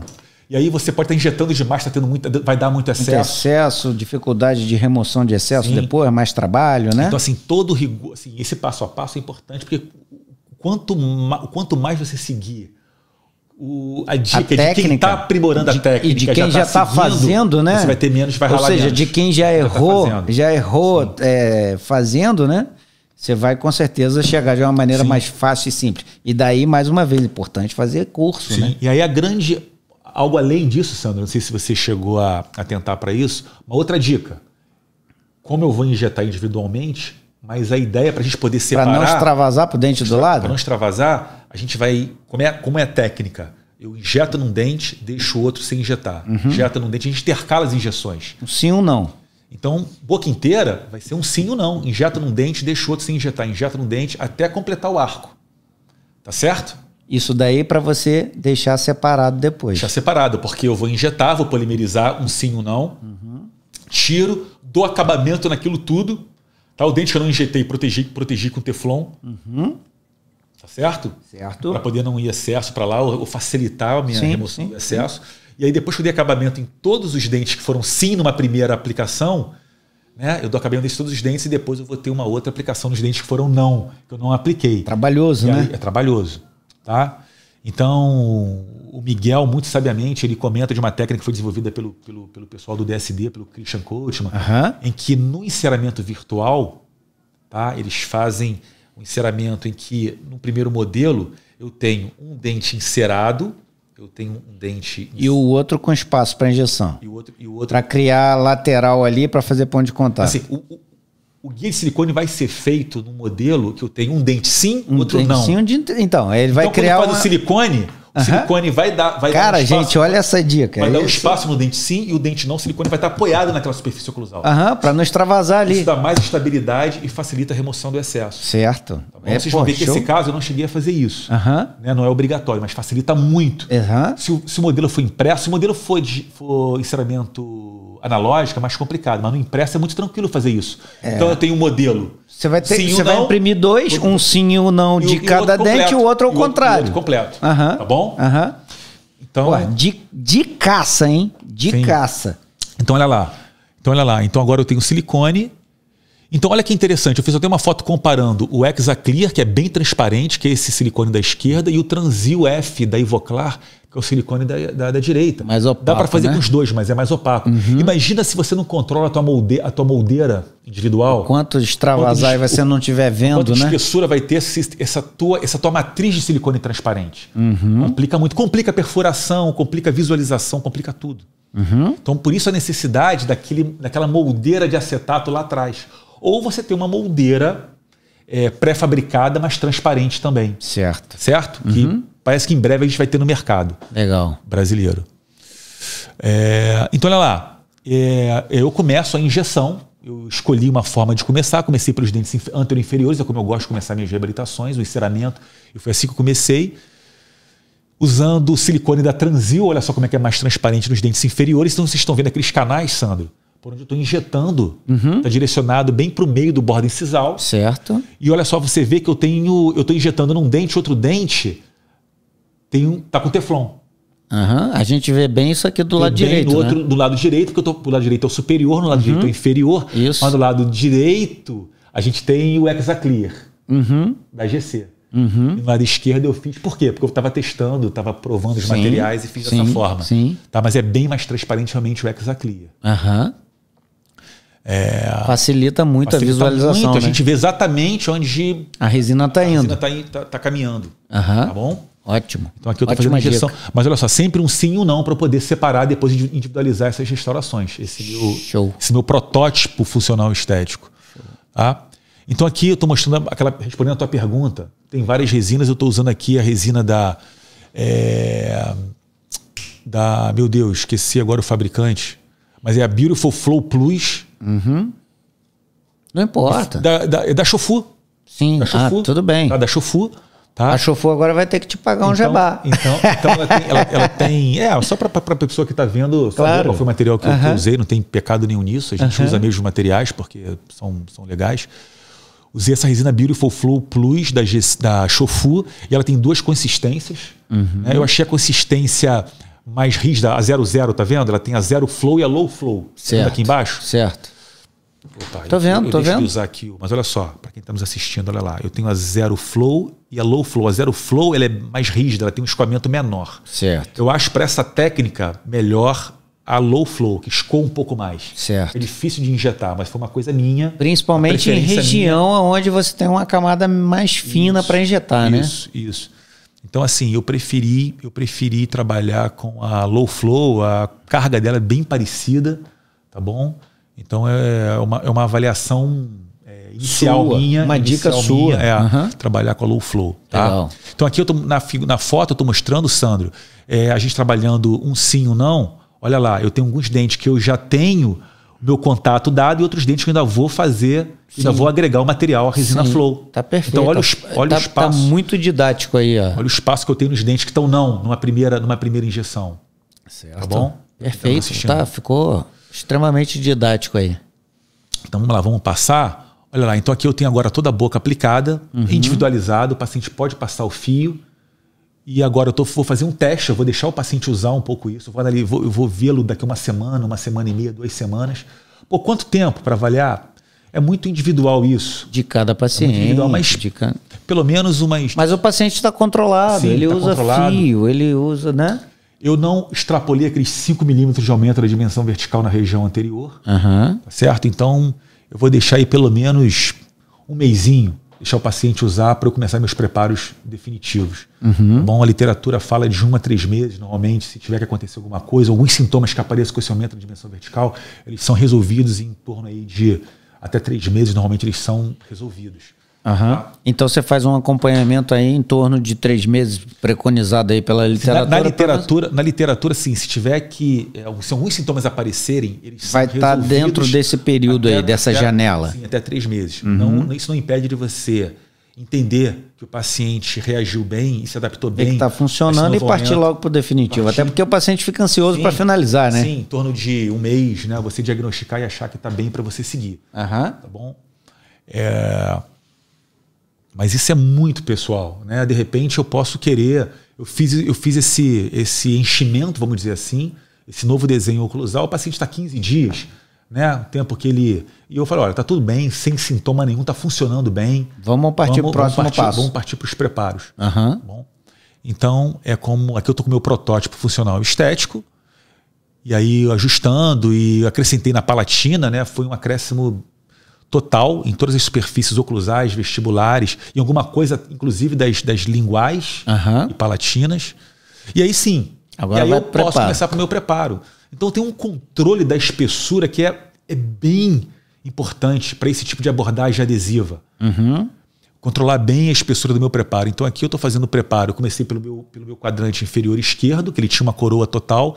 Uma técnica aí utilizando, né, as canaletas de orientações, né? Então para você controlar a espessura de preparo, né? Minimamente invasivo. Então eu fiz um provisório, já tinha um provisório lá no meu 46? No 36, no caso. 36 que eu estou vendo no espelho ali, verdade. E nos pré-molares, eu comecei a fazer minhas canaletas para guiar a quantidade de desgaste que eu vou estabelecer. Chamar a atenção aqui de quem não está nos assistindo que a região anterior eu ia deixar por último. Eu já estou com o meu desenho oclusal estabelecido. Certo. Tá? então, meus dentes anteroinferiores eu já testei minha guia anterior, já testei meu envelope de função. E nesse caso aqui, eu planejei, no primeiro momento, deixar a resina Flow como em caráter definitivo para os dentes anteroinferiores. Tá, Sandro? Então, estou deixando os meus dentes anteroinferiores a resina Flow. Certo. Tá? E nos dentes superiores, meus dentes nos anteros superiores eu vou deixar por último, ok? Por uma razão estética. Mas também Flow? Não. Aí o planejamento foi com restauração, com laminados cerâmicos. Sim. Não, mas tô falando provisoriamente. Você deixou para finalizar depois. Deixei para finalizar depois. Então, esse caso, o que eu estou fazendo? Depois do meu protótipo, funcional estético, eu vou começar meus preparos posteriores. Isso. Tá? Vou começar por sextante, mas começando pelos preparos posteriores. Então, vou fazer primeiro o segmento inferior do lado esquerdo, depois do direito, depois vou passar para a parte superior, posterior, e depois eu vou finalizar com os dentes anteriores. Então foi isso que foi feito. Perfeito. Tá? Então acho que a gente pode passar... Mas esse preparo que você fez, aí você fez o preparo e voltou com a provisória. Bom, depois dos preparos definitivos, a gente tem provisórios. Então. Não é isso? Isso. Então olha lá, vamos ver, acho que eu tenho imagem aqui. Se eu não tiver nesse slide, eu tenho no outro, mas olha aqui, ó. Primeiro sextante que eu fiz. Então eu fiz com muita calma esse caso. Perfeito. Olha lá, preparei 3 dentes. Uma coisa importante. Para a gente fazer provisória, eu estar avaliando, apesar de eu ter o outro M-arco ainda sem ser tocado em termos de preparo, eu gosto de não tocar no último dente desse sextante. Porque eu vou ter silicone ali também. Eu vou precisar de uma matriz de silicone para poder fazer minha provisória. Olha só, eu preciso de uma provisória. Então eu vou preparar e vou ter que colocar alguma coisa sobre esses dentes. Isso. Olha como é que é complexo. Complexo. Então, até para me guiar na dimensão vertical, eu não preparo o último dente. Vocês estão vendo o dente 37 sem estar preparado. Depois ele vai ser meus últimos dentes que eu vou trabalhar. Certo. Tá bom? Então, é obrigatório? Não é obrigatório. É uma maneira que você tem de controlar. Operatório. É uma maneira que você tem de controlar, né? Inclusive, isso não é ideia minha. Tá? Quem aborda muito esse tipo de restaurações de dentes erodidos é uma clínica, né? Uma clínica dentista clínica chamada e pesquisadora também chamada Francesca Vailate, né? Que ela tem um trabalho publicado, um trabalho clássico publicado, o Three Step Technique, né? E que ela aborda 3 passos clínicos, foram 3 artigos, 3 passos clínicos para a restauração de dentes severamente erodidos e de forma conservadora. Então, na abordagem dela, ela sempre faz os preparos mantendo um dente posterior e um dente anterior, que no caso o canino, que eu não vou preparar agora, eles mantidos com algum material sem estar preparado para controle dos dentes que estão sendo preparados. Ficou claro isso, Sandra? Então, não estou inventando isso, se foi do artigo da Francesca Vailate com Belzer. Isso é um artigo fantástico, clássico. Dica de gente grande de novo. Sim. Então eu segue aqui a recomendação desse artigo também, para quem quiser ler, vale muito a leitura. Então a gente está vendo aqui o trabalho no modelo, né? Foi feito de silicato de lítio, tá bom? Uma pastilha HT fresado pelo laboratório MW, mais uma vez. Fresado e maquiado. Tá bom? Fresado e maquiado. Tá? Então, uma resina de silicato de lítio que tem uma propriedade mecânica... Que é uma cerâmica condicionável que vai te possibilitar fazer uma cimentação adesiva. Eu posso colar e o manuseio dessa cerâmica na fase de cimentação, ela sendo mais rígida, eu tenho menos possibilidade de fraturar. Eu poderia usar outros tipos de cerâmica, mas aí foge muito aqui o nosso bate-papo. Poderia usar leucita, né? Poderia usar o Emprescad, poderia usar até uma cerâmica feldspática, eu poderia utilizar. Mas foi usada uma cerâmica à base de silicato de lítio, o Emexcad, tá bom? Então, a cimentação foi feita sobre isolamento absoluto, jateando, né? Seguindo todos os passos da cimentação adesiva, usando um grampo para retrair. Botou ali uma matrizinha para proteger os dentes vizinhos, né? No jateamento, né? Repara que eu já tinha cimentado o molar. Já vi. Tá bom? E estou cimentando agora os trabalhos parciais. Tá? Porque, na verdade, o que o paciente recebeu foi uma 4/5 invertidas, ou uma Von Ley, uma Vinir Ley, que é desenvolvendo a oclusal e a face vestibular. E aqui, a cimentação daqueles 3 trabalhos. Reparem que, mais uma vez, repetindo aqui, que o último dente não foi mexido. Olha o desgaste do último dente. Muito grande, né? Tá bom? Então, eu tenho a bateria anterior, os dentes anteriores e o último dente servindo de base para... Eu não mostrei aqui, mas a provisória foi feita. Né? Se eu preparo o último dente também, eu tenho todos os dentes flutuando, ia ser mais difícil. Na hora de assentar o silicone né? Se eu tenho todos os dentes preparados, eu não tenho apoio dentário. Você vai perder a dimensão que a você precisão já... A precisão da dimensão que você já testou. Do stop do meu silicone. Certo. Tá bom? E aí, olha só, passando um pouquinho mais rápido, eu mostrando agora o preparo dos outros dentes, a foto da esquerda aqui, os dentes já preparados. Foto linda ali, ó, você mostrando o padrão do espaço, né? Controlando o preparo. De silicone, né? Sempre com guia de silicone. Né? Por mais, isso é importante você falar, né? Por mais experiente que você seja, você precisa de guias de orientação, porque nessa situação, né, Alexandre, é interessante falar que, diferentemente do outro caso convencional, você está fazendo um preparo de coroa total e aí você já tem a noção dos conceitos básicos de preparo. Mas numa situação onde você está levando a um desgaste mínimo, mas você precisa ter um desgaste que dê espaço suficiente para que o laboratório tenha... Por isso é mais crítico. O espaço mínimo para que ele confeccione uma restauração com anatomia que restabeleça. E aí, isso não dá para ser no olho, né? Sim. Você não consegue visualizar isso, né? Sim. Então, assim, essa guia que você colocou ali, uma foto muito bacana, ela mesmo para o profissional responde muito ali, né? Mesmo o profissional mais experiente, ele precisa ter essa guia de orientação. Sim. Porque qual é a orientação aí agora? A orientação é a anatomia externa do dente. Sim. E isso é uma dica que eu dou bastante, e já tem aí postado. Quando você vai fazer um preparo, a tua guia de orientação não necessariamente é a canaleta, mas sim a anatomia externa do dente, né? Sim. A canaleta é para você controlar a profundidade, mas profundidade é a partir de onde, né? Sim. Se você tem um dente que você precisa só acrescentar, para que você vai desgastar o dente? Sim. Agora eu quero lembrar para quem está assistindo que nesse caso eu faço as canaletas porque a gente recuperou o projeto final. Precisa... recuperou o projeto final. Perfeito, é isso que eu estou falando.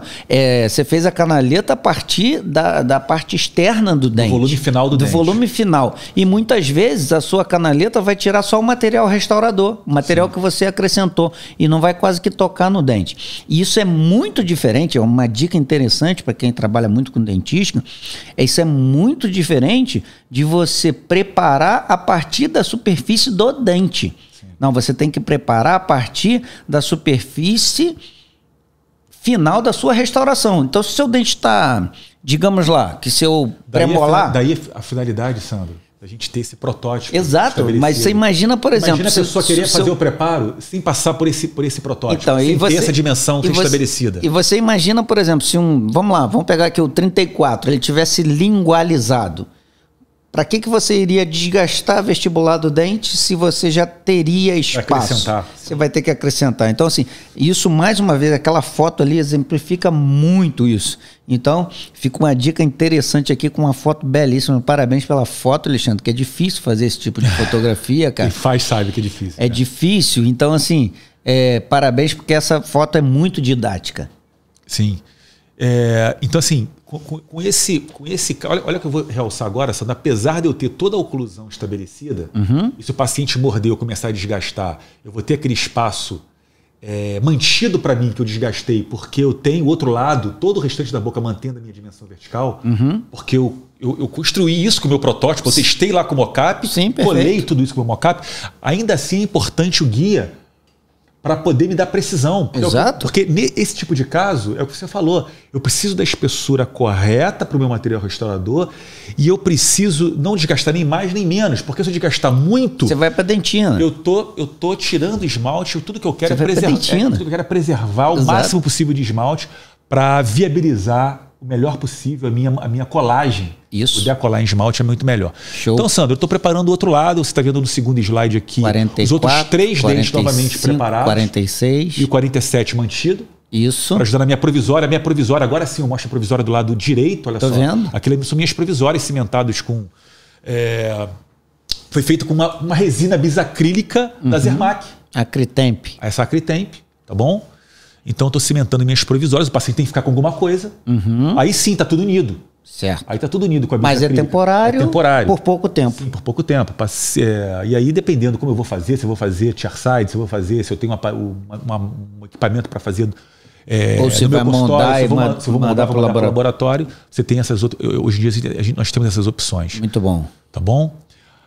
Então aqui o trabalho chega do laboratório. No caso que foi feito com o laboratório MW, chegou esse sextante do lado direito, cimentado o sextante do lado direito. Então a gente está vendo aqui o carinho com que o laboratório MW trata essas peças. Eles são. E eu procurei também com muito carinho cimentar essas peças, porque requer cuidado.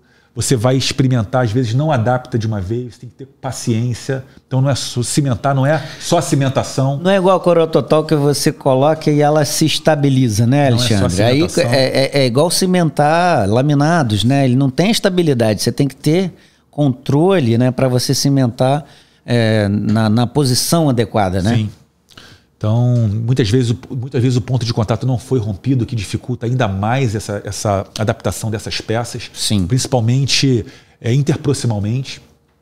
Então, olha lá, o segmento inferior concluído, ok? Então, quero lembrar aqui, de canino a canino, ainda tenho a resina injetada aí, mantendo a minha curva, okay? Mantendo o meu plano oclusal inferior, e vai ficar. O que eu planejei para ele é de ficar nesse primeiro momento, tá certo?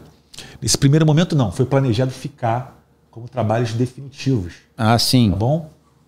E porque eu não quis fazer laminados, nem no planejamento quis ser conservador nessa região, e o planejamento foi restaurar com resina. Certo. Então a gente está vendo as cerâmicas feitas em fresadas, né, em MaxCAD, como eu já falei, nos segmentos posteriores, e aí depois, sendo partir para os superiores, os preparos superiores, estão vendo algumas caixas ali, também uma Von Leigh ou Vinirley abrangendo oclusal e vestibular. Ele tinha cárie em algumas regiões proximais, então tinha resina, né? Estão vendo como algumas regiões entre os dentes posterior não rompiam contato. Vocês estão vendo regiões que proximalmente eu tive que romper o contato. Cara, é difícil pra caramba. Sim. Eu tive um caso, Alexandre, que eu fiz assim, na arcada superior, eu fiz rompendo o contato proximal no preparo, e na arcada inferior, que tinha menos desgaste e tal, eu fiz sem romper contato. Não sei qual é a sua experiência, mas eu tive uma facilidade tremenda em cimentar a arcada superior, onde eu tinha rompido o contato, sim, simplesmente porque te dá mais estabilidade do que na região inferior, onde não tinha rompido o contato, é muito mais instável, né? Depende muito mais do seu critério de posicionamento para poder cimentar. Sim, é muito mais fácil. E aí você... Quanto mais nós nos aproximamos da Coroa Total, com espaço entre os dentes, entre os preparos, mais zona de conforto a gente tá, né? E outra coisa... Deixa eu perguntar aqui para quem tá aqui nos assistindo. O que vocês acham numa situação como essa? Cimenta com cimento resinoso de polimerização alto, dual ou foto? Aí, bota aí no comentário. O que vocês acham? Dual, cimento de polimerização dual, autopolimerizável ou fotopolimerizável? Não responde não, Alexandre. Deixa o pessoal botar no comentário e depois a gente responde isso daí. Beleza. Então vamos lá. Então aqui eu estou partir com a mesma filosofia de preparos e cuidado com espessura e tentando preservar o máximo possível esmalte dental. Foi feito o segmento posterior superior. Mantendo também lá os últimos dentes. Mantendo aí uma foto já, Sandra, mantendo também os últimos, e mantendo aqui uma foto já mostrando todos os dentes posteriores cimentados. Tá certo? E aí sim eu parti para os preparos anteriores e superiores. Os dentes anteriores. Queria ressaltar aqui também, para não perder o gancho, que a face palatina dos dentes anteriores superiores eu mantive com a resina injetada. Tá? Principalmente nesse primeiro momento, minha ideia é manter. E aí eu usei mais uma vez a técnica do sanduíche, dessa mesma autora, que ela chama de sanduíche, a mesma Francesca Vailate, que tem esse artigo chamado Three Step Technique. Essa técnica do sanduíche é dela e do Belzer. Tá? Por que é a técnica do sanduíche? Eu ter no final o elemento dentário de um lado, e isso se aplica nos anteriores. Sim. Na palatina, resina, e na vestibular, cerâmica. Ok? E você teria também outras alternativas aí, né? Tem aquelas que você cimenta duas facetas, ou então uma outra técnica também que você teria que preparar mais, mas aí isso depende do posicionamento do dente, se é um dente mais retentivo, para você fazer uma full veneer, que você está dizendo? Uma full veneer, aí dependendo da situação, você acaba tendo que preparar muito, né, Alexandre? E assim, tem que avaliar caso a caso, né? Caso a caso, porque assim, a full veneer, eu gostaria de na minha boca receber a técnica de sanduíche, eu confesso. Então, isso porque, que eu tô falando, avaliar caso a caso, né? Veneer, se os dentes forem muito triangulares... Isso, você vai ter que preparar muito na proximal, você vai perder muita estrutura. Então, por isso que eu chamei puxei esse gancho aqui, porque se o dente for um dente bastante expulsivo, você vai preparar menos e você tem como fazer essa full veneer mais indicada. Um dente mais quadrado, que só você rompendo ali praticamente... Pois se você tem um dente triangular, aí já vai a dica. Se você tem um paciente muito triangular, para você fazer uma full veneer, você vai transformar ele quase que uma coroa total. A full veneer é uma coroa total, mas é uma coroa total com preparo mínimo. Com preparo mínimo, mas coroa total que eu quis dizer com preparo convencional. Ter um eixo de inserção pela incisal. Exato. E aí essa técnica aqui, ela se encaixa mais no sentido de preservar mais a estrutura dental. Sim. Ficou uma dica aí para essa situação anterior aí. Sandro, então, seguindo, olha só, posteriores feitos. Tá? Com a cerâmica com silicato de lítio, partido para os anteriores agora. Mesma coisa, técnica usando as canaletas. Galep Gurel, né? A partir do volume final. Fala bastante dessa técnica. Do Galep Gurel, depois o Pascal Malier também publicou. Enfim, é o que a gente vem seguindo e a técnica que funciona realmente para você preparar mais rápido, já com esses guias de canaletas de orientação. Então aqui o preparo finalizado do caso. Então lembrando que eu tenho um preparo para receber laminados cerâmicos na região vestibular e por trás eu tenho resina, feita pela técnica injetada que eu resolvi manter. Sim. Tá bom? Então aqui, Sandro, é mais a filosofia, né? Não é para colocar passo a passo, mas o caso finalizado, de canino a canino. Foi usado aqui, sim, uma cerâmica à base de leucita. Não foi, quer dizer, eu usei nos posteriores de silicato de lítio, o laboratório MW conversando comigo, resolvemos fazer para a região estética o Emprescad, né? Uma cerâmica à base de leucita maquiada. Foi como foi finalizado o caso. Então, olha só, eu consigo ver à esquerda, olha a resina injetada na palatina, o paciente fuma, que aí o paciente ainda fumava, né? E tinha um hábito de vida, ele castiga bastante os dentes. Pigmenta, o paciente pigmenta. Mas olha só, isso que significa a técnica do sanduíche, resina na palatina e a cerâmica na região vestibular. Uma visão mais aproximada e uma questão estética. Qualidade do tecido periodontal aí, né? Sim, dos tecidos. Qualidade saudável, tecidos, né? que fazem contato com o material restaurador. Pô, Alexandre, olha só, agora eu acho que o paciente, cara, vai voltar para fazer os laminados nos inferiores. A gente observa, a resina vai envelhecer de forma diferente da cerâmica. Mas pelo hábito do paciente que você acabou de dizer, né? O paciente fuma e tal, eu acho que ele vai voltar e vai falar, pô, Alexandre, agora eu quero de cima, porque eu não parar de fumar, não quero parar de fumar. Eu já tinha feito lá atrás um clareamento nos inferiores, já voltou a escurecer um pouco, já fiz um outro clareamento, né? E a gente está administrando dessa forma, tentando ser conservador de canino a canino, porque ele tinha bastante estrutura dentária. Sim. Então a gente tentou no primeiro momento, e por ele ser jovem, a gente tentou ainda continuar com resina. E aqui o caso finalizado. Olha a função, guia anterior. Sim.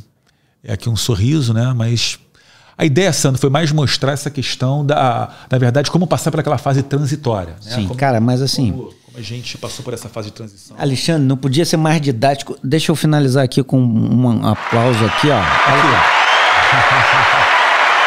Vou juntar aqui a minha também. Cara... Sandrão, aqui, ó, só tá na moda. O antes e o depois aí. Olha como é que eu tinha feito o clareamento. É verdade. A gente percebe bem aqui, então aqui um antes e depois. Chamar a atenção aqui que o problema dele está resolvido. Não, ele tem que manter, ele tem que controlar, ele tem que estar muito atento ao refluxo que ele tem. Sim. Equilibrar a dieta.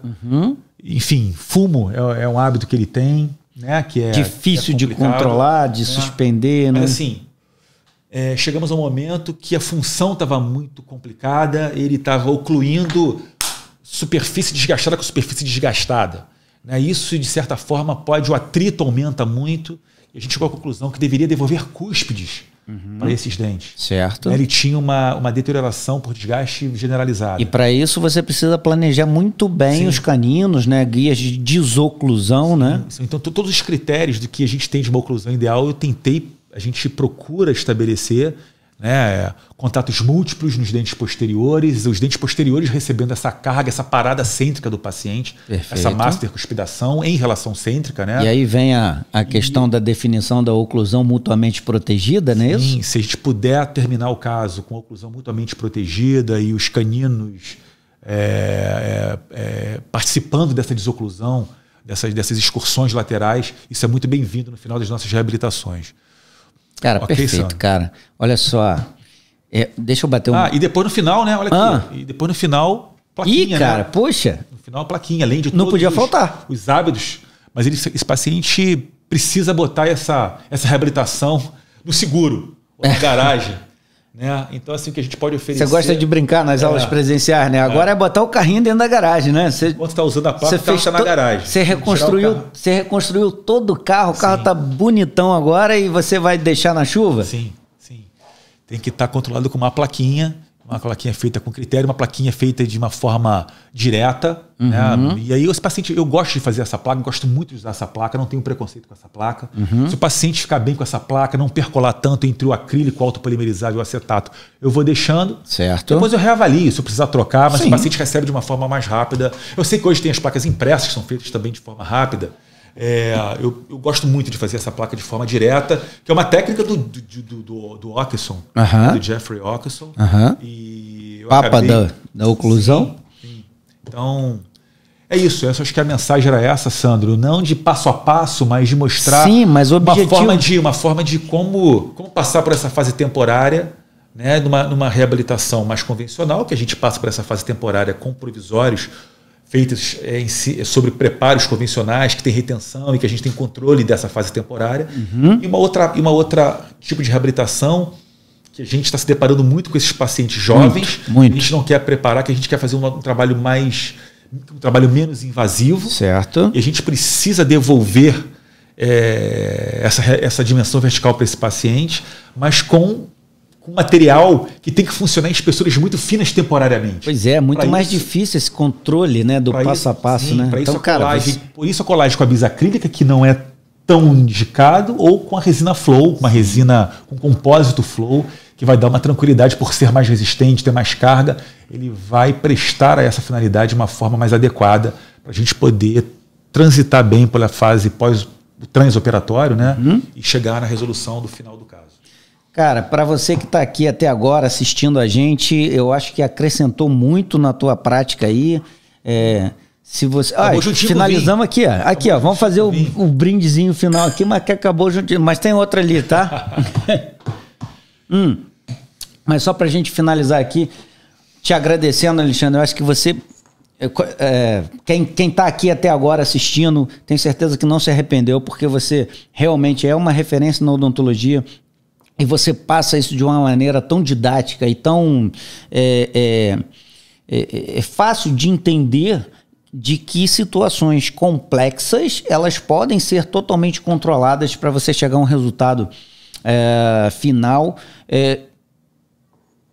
do jeito que você planejou lá no início. Uma forma mais previsível, né? Com previsibilidade. E não assim, antes e depois, né? É muito interessante a gente ver nas redes sociais o antes e o depois, mas o meio, amigo, o meio tem muita relação. Até porque, porque, Sandro, complementando o que você está, essa tua finalização, a odontologia restauradora, a técnica ela tem que ser para todo mundo. Sim. A gente tem profissionais que são muito habilidosos. Sim. Constrói uma boca inteira com resina, subindo com resina. Certo. Então, assim, a técnica ela tem que dar oportunidade para a maioria poder fazer com previsibilidade. Perfeito. Esse tipo de abordagem que eu quis mostrar e tentar mostrar essa diferença da reabilitação convencional, que a gente já tinha previsibilidade com os provisórios prensados, a gente tentar conseguir isso com um caso adesivo, que requer uma odontologia mais adesiva, minimamente invasiva, paciente que tem seus dentes ainda estruturalmente presentes, que a gente precisa dessa abordagem, como fazer para o trabalho ficar saudável para o dentista e ter previsibilidade para o paciente. E a gente atendendo a solicitação de ser o mínimo invasivo possível, mas ao mesmo tempo a gente ter o controle do início, meio e fim. né? Todas as etapas. Então, assim, para a gente finalizar aqui, quem gostou, acompanhou aqui essa aula, né? Na verdade, foi mais do que um podcast, né, Xande? E que quiser, de repente, te acompanhar em rede social ou quiser seus contatos profissionais, fala um pouquinho aí como é que as pessoas conseguem te achar, sei lá, Facebook, sei lá, Instagram, site da clínica, eu não sei. Aqui, microfone aberto para você. Obrigado mais uma vez, cara, por estar aqui gastando todo esse tempo precioso. Eu sei que você faz isso de coração e eu fico muito, muito, muito agradecido de você estar aqui. Microfone aberto aí para você. Sandro, obrigado. Eu agradeço. Agradeci no início e vou agradecer agora novamente. É um prazer. Sempre que você me chama, me convoca, é sempre um prazer. Em todos os seus cursos, que eu sei que você tem um curso no Bombeiro, e eu tenho o prazer de, uma vezinha no ano, compartilhar um pouquinho do que a gente faz lá com o seu curso lá do Bombeiro, e agora você está me chamando. Foi um prazer estar aqui também. Uma experiência nova, né? Uma experiência nova. Para mim? Sim, para mim também. Legal, né? Muito legal que você tenha sucesso nessa tua empreitada. É só eu continuar chamando pessoas como você, cara, como convidado aqui, que é garantia de sucesso. Eu fico aqui só levantando a bola. Mas vai ser. Com o cuidado que você tem com a nossa odontologia, eu tenho certeza que vai agregar muito para a nossa classe. Mais um meio de trazer informação e essa nova forma de podcast, esses novos meios virtuais é uma realidade que não tem mais como fugir. Então eu tenho certeza que vai agregar muito para a classe. E você sabe que eu trabalho na equipe de prótese da UERJ, né, que tem a coordenação de um dos mentores meus. Nosso guru. William Frossar. Tenho o prazer de trabalhar na equipe de especialização de prótese da UERJ, que é a especialização mais antiga do Rio de Janeiro. Estou 20 anos que eu trabalho dando aula na pós-graduação em prótese da UERJ. Bom, já que você está falando, não só o William, né? Toda a equipe de prótese que já passou por lá, né? Sim. Professor Balaciani, tantos outros, professor Pupinho, Olivia, Laura, né? Se a gente for falar todo mundo, né? Ângela, Portela, todo mundo. Aquilo é uma família, né? Sim. Então, é um prazer estar aqui. E eu tenho meu consultório particular também. Uhum. Onde é que fica mesmo? Meu consultório particular, eu recém mudei. Né? Na verdade, um projeto meu e do meu irmão, da gente. Nós tínhamos um consultório em uma outra área do Rio de Janeiro, a gente está agora na Barra da Tijuca. Né? Nós moramos por ali. Uhum. A gente está com o consultório lá no Le Monde. No Le Monde, ali na Barra, né? Na Barra da Tijuca. Então nós criamos a Carvalho Teixeira Odontologia. Esse é o site? Esse é o site também. Uhum. Se jogar no Google lá, Carvalho Teixeira Odontologia. Carvalho ponto, alguma coisa assim? Não. Carvalho Teixeira Odontologia. Carvalho Teixeira Odontologia. Vai achar vocês dois bonitões lá. O site ainda está meio... Mas vai achar. Vai achar. Vai estar seus telefone, contatos. Vai estar telefone. Assim, meu Instagram, alexandre.carvalho-teixeira. Legal. Okay? E assim... quem quiser o telefone do consultório, eu posso dar aqui. Fica à vontade, cara. 2423-3100, 2435-2901. Vai ser um prazer poder ajudar quem me procurar. E eu acho que é isso. Obrigado, Sandro. Estou muito feliz de estar aqui. Eu acho que foi muito legal. Muito bom. Passou rápido demais, por isso nós fizemos sei lá quantas partes, já até perdi. É verdade, cara, porque assim, o papo entre a gente, né, flui muito, porque a gente... Esse o que é bacana da gente estar contando isso daqui, para quem não nos conhece, é que a gente fazia muito isso lá no curso de especialização de prótese, quando eu tive a oportunidade de ficar lá por alguns anos, né? Muitas vezes a gente saía de lá 9, 10 da noite, depois que acabava a clínica, a gente sentava e ficava discutindo o caso, o que você acha? E o William, com toda a experiência, né, também chegava pra gente muitas vezes e falava, olha só esse caso. Ou às vezes a gente levava um caso do consultório, olha só, dá uma olhada nesse caso. Né? Sempre com muita humildade, né? Muita humildade. Eu acho que mais do que humildade, cara, a gente tá sempre aberto a aprender. Sim. Então, assim, por isso que esse canal aqui, essa criação, essa colocação em prática desse canal aqui, o Ikeodonto 32, não foi criado agora, né? Na verdade, isso já está criado na minha cabeça há muito tempo. Ele está sendo viabilizado agora. Sim. Mas objetivo é a gente deixar algum legado que possa transformar a vida das pessoas para o melhor. para que se beneficie não só os colegas profissionais, mas também os pacientes, que recebam tratamentos, não da gente, lógico que a gente tenta sempre oferecer o melhor tratamento para os nossos pacientes, mas para todos que estão aqui nos ouvindo, e aí quando a gente está numa rede de internet, a gente pode estar atingindo pessoas do Brasil inteiro. Então isso daqui não é para trazer paciente para o meu consultório, para o seu consultório, mas sim para a gente democratizar a informação, e lógico que existem vários outros profissionais que fazem esse tipo de informação chegar também. A gente é mais um para tentar acrescentar aí na vida odontológica de uma maneira geral, da odontologia carioca, da odontologia brasileira, que já está muito bem representada, mas não que é demais a gente aprender e ensinar um pouquinho mais. Perfeito. Xande, cara, aqui ó, coração batendo acelerado. Beleza. Obrigado. Prazer estar aqui. Espero você em outras oportunidades para falar de outros assuntos, porque isso foi só um. Vamos lá. Beleza? Tamo junto. Abraço, cara. Tamo junto. Abraço. Hashtag Vamos juntos. WO32. Abraço, galera. Valeu. Tchau.